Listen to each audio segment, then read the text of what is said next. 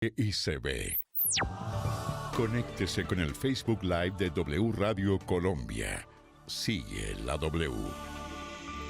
Seguimos aquí en W Radio hablando sobre una cifra escalofriante. Van 13 días del año y ya hay registros de 17 líderes asesinados en el país. Y por eso seguimos hablando en este 360 grados para que usted conozca todo lo que está sucediendo con los líderes sociales. Queremos saludar a Marino Córdoba. Él hace parte de la Asociación Nacional de Afrocolombianos Desplazados, del Consejo Nacional de Paz de Afrocolombianos y por supuesto es líder social en esta materia. Marino Córdoba, bienvenido aquí a Sigue la W. Muchas gracias por la invitación. Marino, ¿qué entonces es lo que está pasando? ¿No están sirviendo las medidas anunciadas por el gobierno? ¿Son insuficientes? ¿Qué pasa? ¿Qué hacemos para que esto frene? Yo creo que este diálogo de cara al país es lo más importante que nosotros podemos, como líderes sociales, digamos, resaltar, porque en el país falta un diálogo más franco y directo frente a lo que está pasando con los líderes, lideresas y con las regiones más apartadas de este país. Lo segundo, yo sí creo que las políticas del gobierno nacional se están quedando o están cortas, se han quedado cortas con relación a la realidad y a la magnitud del problema que tenemos hoy. No es justo que a hoy, 13 de enero, llevemos casi 20 líderes sociales asesinados. Esto es de tristeza y es de dolor. Y en ese sentido, todos los esfuerzos, no solamente del gobierno nacional, todos los esfuerzos del país deben estar enfocados para identificar, para llevar ante la justicia y para judicializar a los responsables, no solamente los autores materiales, pero los intelectuales. Y yo creería también que hay un tema muy importante en términos de hechos reales en territorio. El tema en territorio es que al gobierno nacional le quedó grande los territorios nuestros, porque hay una especie de relación directa en algunos territorios y de algunos mandos militares con grupos paramilitares, y eso hace rato lo hemos venido denunciando. Y en esto realmente no es que nosotros no apreciemos la labor y el esfuerzo que hace la policía y el ejército en territorio.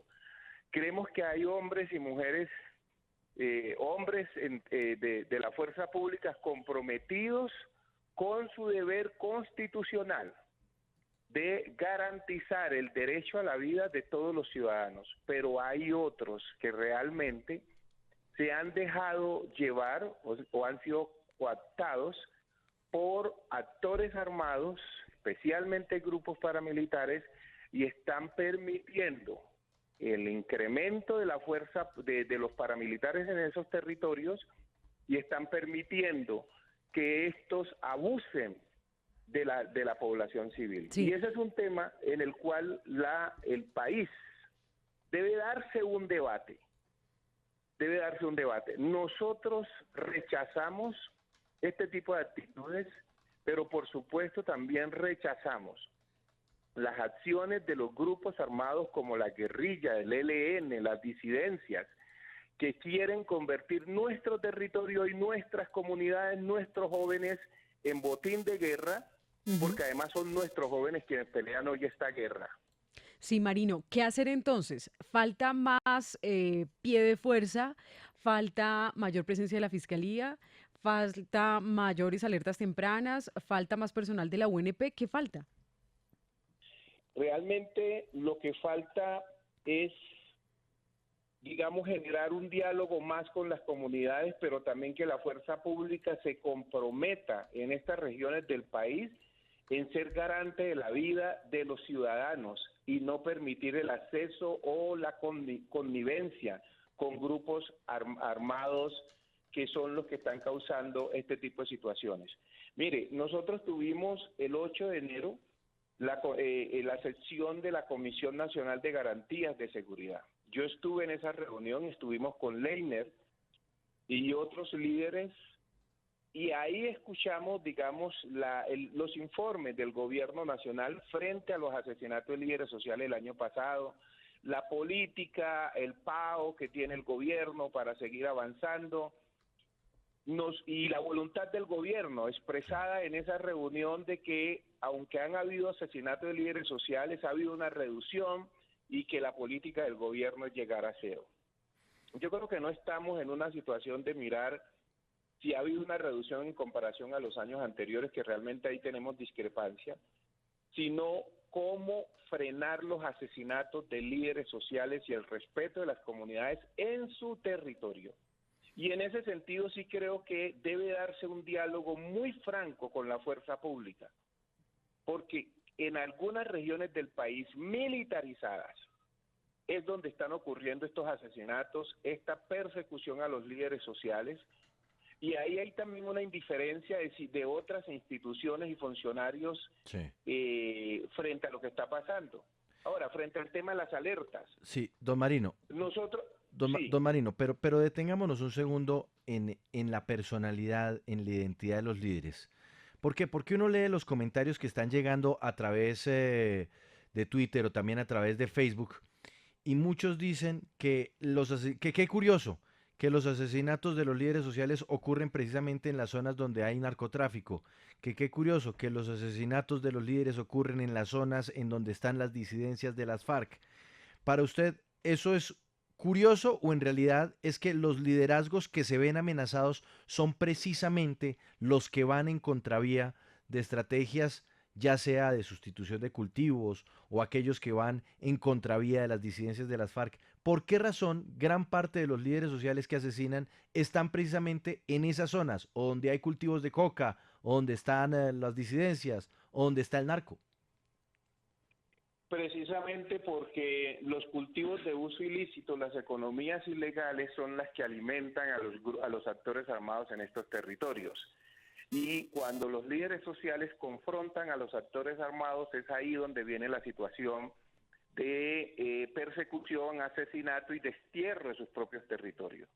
Ahora, ¿cómo nosotros vamos a hacer frente a eso? Yo creo que el país y el gobierno, el Estado en sí, debe asumir una posición en el marco de la constitución política. Por ejemplo, en el caso de los grupos étnicos. Yo creo que aquí toca aplicar el artículo 7º, que establece que el Estado reconoce y protege la diversidad étnica y cultural de la nación colombiana. Y por supuesto el artículo 8º, que dice que es obligación del Estado y de las personas proteger las riquezas culturales y naturales de la nación. Aquí hay un tema también que es importante resaltar. Los grupos étnicos en Colombia son titulares de derechos de los territorios donde están ocupados, donde están viviendo. Los grupos armados llegan e invaden esos territorios y luego le dicen al dueño, al que tiene el título colectivo: usted aquí no puede opinar, no puede decidir, y si usted molesta mucho se tiene que ir. ¿Qué está haciendo el Estado frente a esa posición de pertenencia al territorio, frente a un invasor de mala fe que llega y es el que le dice a la comunidad qué debe hacer o qué no debe hacer? Miremos y revisemos un poco eso, porque en estos territorios los actores armados están llegando y obligan a las comunidades a sembrar cultivos de uso ilícito, pero la comunidad no puede decir nada porque entonces son ellos los que mandan. ¿Qué hace el Estado frente a eso? Por ello decimos también que si en algunas zonas del país hay connivencia entre algunos miembros de la fuerza pública y estos grupos, también están permitiendo que el narcotráfico se expanda, porque la función de la fuerza pública es confrontarlos y es impedir que eso se haga. Sí. Y eso se tiene que hacer con la comunidad. Segundo, fíjese usted que esto está ocurriendo en los territorios otorgados legalmente, dado en títulos colectivos a las comunidades étnicas y campesinas. En los territorios de propiedad privada a gran escala en Colombia, usted no ve que haya ningún tipo de hecho de narcotráfico, no hay cultivos de uso ilícito. Allí no se pretende fumigar porque no hay cultivos de uso ilícito. Y allí la fuerza pública que protege esos territorios de propiedad privada a gran escala, ahí sí cumple una función de respetar y garantizar la vida de los dueños y de los habitantes. Pero esto no está ocurriendo en los territorios nuestros.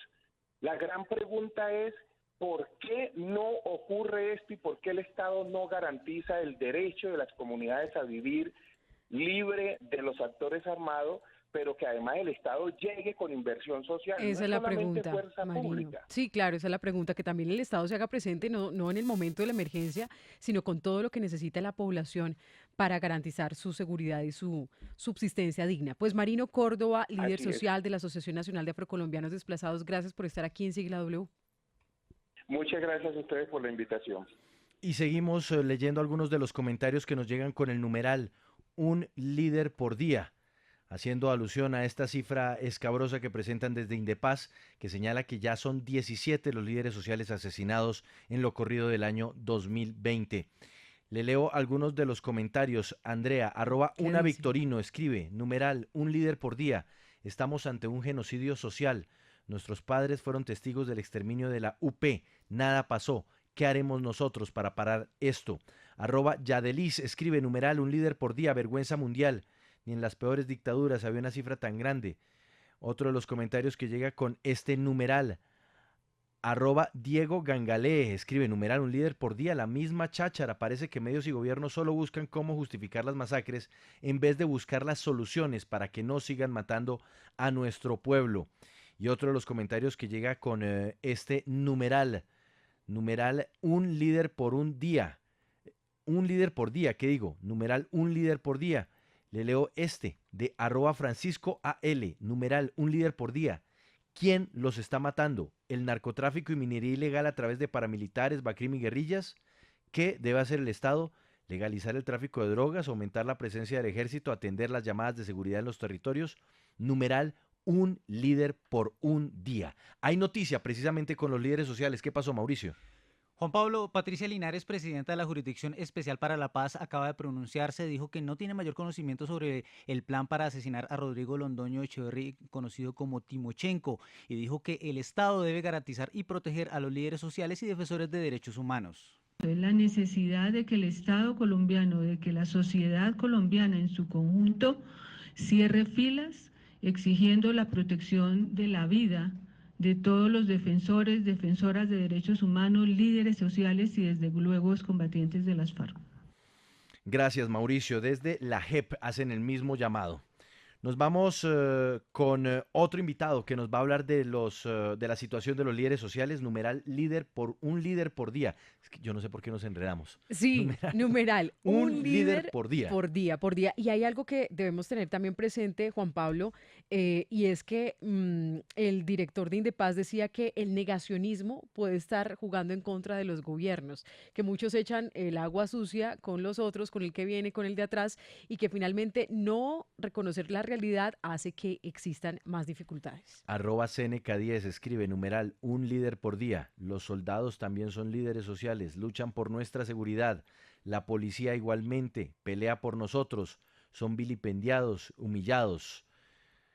Sí, nosotros respaldamos, abrazamos y acompañamos a los policías, a los soldados, porque eso sí es innegable, Andrea, que ellos Sí. son quienes nos cuidan y quienes sacrifican en muchas ocasiones su vida, su bienestar, a nombre de los colombianos. Claro, sin negar que algunos grupos, minoría, pero existen, como lo decía Marino, pues están, digamos que permitiendo que algunos grupos paramilitares lleguen a la región. Eso es lo que se debe investigar para sanear esto que sucede a veces en las fuerzas militares. Numeral, un líder por día.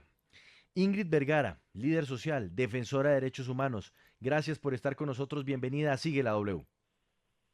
Muy buenas tardes y gracias por la oportunidad de brindar, pues que escuchemos la voz de los líderes y las lideresas en los territorios. Así es. Pues Ingrid, la cifra de Indepaz, 17 líderes asesinados en lo corrido del 2020. La cifra de Naciones Unidas son 15. Cuando usted escucha estas cifras, siendo usted misma una lideresa, una mujer que se encarga de hablarle de derechos humanos a las comunidades, ¿qué siente? Pues mira, uno tiene una cantidad de sentimientos encontrados, ¿no? El miedo indudablemente nos llega a nosotros, la impotencia y bueno, también la decepción y la tristeza de sentir que estamos en un país en el cual nuestro trabajo, que es fortalecer la democracia, porque los líderes, los defensores de derechos humanos, ejercemos un trabajo que es fundamental para que las democracias de los países sean sólidas. Entonces encontramos con que no se nos garantiza la posibilidad de ejercer nuestro trabajo, sino que estamos contando uno a día los compañeros y las compañeras que nos están asesinando. Eso genera una cantidad de situaciones a nosotros y los líderes, pues, y debería también generar situaciones complejas como rabia, dolor e indignación a la sociedad, porque el afectar a un líder afecta a toda una comunidad, afecta a la sociedad. Ingrid, ¿por qué razón siente uno que a veces existe como una distancia, por qué no decirle una desconexión de la Colombia urbana, de la Colombia en donde ustedes ejercen su liderazgo? ¿Y por qué razón entonces uno termina viendo que mucha gente menosprecia el trabajo de ustedes, de los líderes sociales? Bueno, esto ha pasado. Hay un tema así también muy recurrente, y es el tema del centralismo, de pensar que todo sucede en las grandes ciudades, que el desarrollo está en las grandes ciudades, que las acciones están en las grandes ciudades, pero Colombia es una Colombia rural, y nosotros en el territorio, por ejemplo Sucre, el territorio en donde estoy, es un departamento netamente agrícola, depende de toda su actividad rural. Ese territorio, además de estar Sucre sumergido en uno de los departamentos más pobres de Colombia, también tiene la marginación de otras situaciones frente al tema de garantizar y de visibilizar la problemática, no solamente social, sino también la problemática que nos toca enfrentar a los líderes que estamos en las zonas rurales acompañando procesos de tierras y procesos agrarios y procesos de víctimas y defensa de derechos. Hay poca visibilización sobre esas realidades, que nos enfrentamos no solamente a las condiciones físicas que genera la falta del Estado en el territorio, sino también a las condiciones que han generado todos los actores que han tomado el territorio como sus rutas para poder realizar sus negocios ilegales y poder seguir fortaleciendo su poder en el territorio. Y Ingrid, eso nosotros sentimos la invisibilización total. sí. Para quienes no conozcan muy bien la historia de Ingrid, en días pasados Juan Pablo, ella pues fue incluso tendencia en redes sociales porque la hija escribió en Twitter: SOS, ella es mi mamá, su nombre es Ingrid Vergara y es defensora de derechos humanos y pues es víctima del Estado y le están quitando el esquema De seguridad. extraordinario de protección de la UNP. Ingrid, hablando de ese sentimiento humano, usted cada día, usted... ¿Qué piensa de lo que le puede o no pasar? Es decir, usted con su familia, usted sabe que en algún momento puede suceder algo fatal, o cómo es vivir con ese miedo constante, con una amenaza de muerte constante que usted no sabe si va a regresar a su casa o no, Ingrid. Bueno, es una situación compleja. Hay algo que nos ha tenido, por lo menos a mí, en estos 20 años, yo vengo de muchos procesos que son sistemáticos frente al tema de la persecución. Soy sobreviviente de la Unión Patriótica y a la edad de 18 años me tocó salir de mi tierra e irme a vivir a otra ciudad.